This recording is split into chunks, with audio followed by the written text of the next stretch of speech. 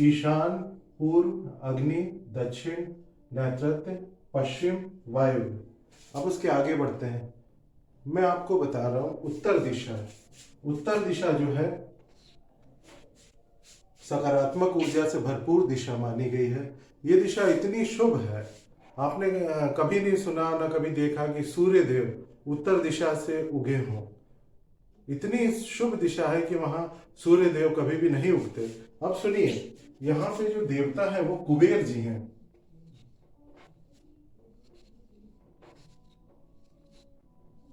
कुबेर जी उत्तर दिशा के देवता हैं, इनका वहां पे आधिपत्य है। दूसरा, वहां के ग्रह कौन है? वहां के ग्रह हैं बुध देव।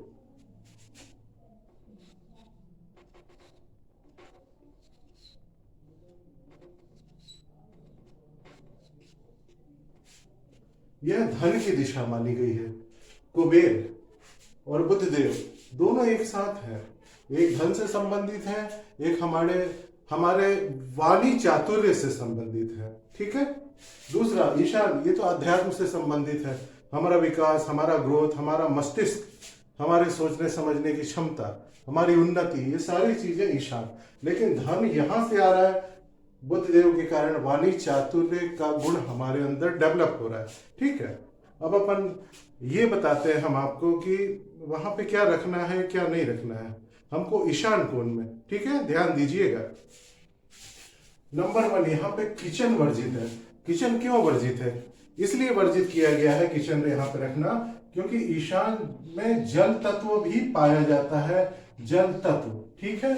अब जहां जल है वहां पर चूल्हा नहीं जला सकते, क्योंकि अग्नि और जल दोनों अगर एक साथ होंगे, या तो पानी जल जाएगा या तो अग्नि बुझ जाएगी। और अगर अग्नि बुझती है तो हम अथाह कर्ज में चले जाएंगे, क्योंकि लग्जरी लाइफ का कारक ग्रह जो शुक्र है वो अग्नि कोण में बैठा है।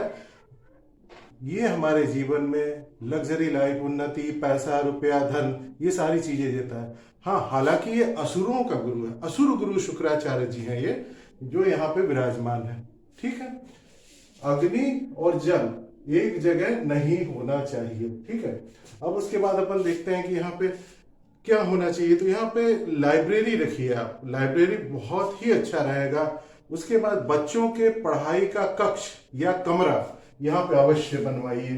उसका कारण यह है कि यहाँ के जो ग्रह हैं वो बृहस्पति देव हैं। बृहस्पति देव यहाँ के ग्रह हैं, जो कि मैंने आपको कल भी बताया था, जो ब्राह्मण जो शिखा रखते हैं, जो हमारा बुद्धि है, जो हमारा जो दिमाग, माइंड, जो सारा कंप्यूटर यही है हमारा, तो उससे संबंधित है ये बृहस्पति जी, बृहस्पति ग्रह। ठीक है। ये देव गुरु हैं, ये देवताओं के भी गुरु हैं बृहस्पति जी। ठीक है। तो यहाँ पे हमें लाइब्रेरी रखना है और धार्मिक पुस्तकें भी हमें यहाँ रखना है। धार्मिक पुस्तकें हम रखेंगे, अच्छा है, अध्यात्म में हमारी रुचि बढ़ेगी। ठीक है। और बच्चे अगर वहां बैठ के पढ़ाई करेंगे तो उनको एकाग्रता भी बढ़ेगी, तेजी से उनके मस्तिष्क का विकास होगा, पढ़ाई में मन लगेगा, वो आगे बढ़ेंगे। ठीक है। ये चीजें आपको क्लियर हो गई। देवता यहाँ शिव जी हैं, भोलेनाथ शिव जी का स्थान है, वहां शिव जी भी है। तो आप समझ सकते हैं कि कितना बड़ा कल्याण होगा वहां, अगर बच्चे अगर वहां स्टडी करें, पढ़ाई करेंगे तो। ठीक है, ये ध्यान रखिएगा। अब जब यहाँ पे शिव जी हैं, भोलेनाथ, तो यहाँ मंदिर की भी स्थापना की जाना बहुत उत्तम है, अति उत्तम है। और सही मायने में देखा जाए तो हमारे घर का जो मंदिर है वो ईशान कोण में ही होता है। ठीक है। उससे सकारात्मक भाव सभी परिवार के सदस्यों में उत्पन्न होता है। परिवार के सारे सदस्य मिलजुल के रहते हैं, आपसी प्रेम तालमेल बना रहता है, बैलेंस करता है हर रिश्ते को। उसके अलावा उन्नति, रुपया, पैसा, ग्रोथ, सारी चीजें, जब हमारा दिमाग ठीक रहेगा तो हम सारी चीजों को अर्जित कर सकते हैं। ठीक है, ये ध्यान रखिएगा। इसके बाद यहाँ भूमिगत जल भी होना चाहिए। भूमिगत जल जैसे कि अपन मान लें कुआं हो गया, उसके बाद बोरिंग हो गई, स्विमिंग पूल हो गया, ये सारी चीजें भूमिगत जल, या फिर घर में पानी पीने का मटका भी अगर आप वहां रखें तो भी बहुत शुभ है। ये स्थान क्योंकि जल तत्व से भी संबंधित है, तो यहां जब चंद्रमा का वास होता है, जल चंद्रमा से संबंधित है, ये भी ध्यान रखिएगा।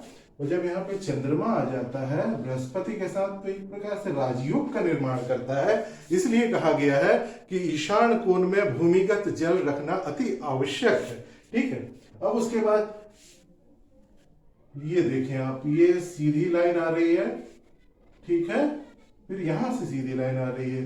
अब अपन को ये समझना है कि हमारे मकान का जो ढाल है, हमारे मकान का जो ढाल है, ठीक है, वो ईशान पूरब की तरफ ऐसे झुका होना चाहिए, जो कि वर्षा का जल या जो भी छत से जो पानी आता है उसकी निकासी वहां से हो। ये भी बहुत उत्तम माना गया है, सर्वश्रेष्ठ कहा गया है। ठीक है, अब उसके बाद अपन आगे बढ़ते हैं। अब यहाँ पे क्या रखना चाहिए क्या नहीं रखना चाहिए, फिर से मैं बताता हूँ। यहाँ पे अनाज का भंडारण